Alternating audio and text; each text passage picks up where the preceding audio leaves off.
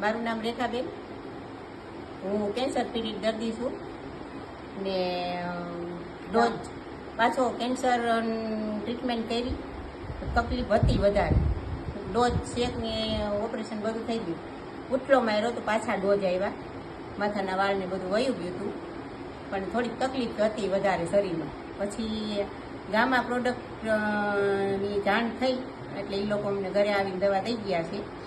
તેમાંથી અત્યારે મને 100%માંથી 20% રાહત છે. શરીરમાં જે કાંઈ તકલીફ હતી એમાંથી મને ઘણો ફેર છે.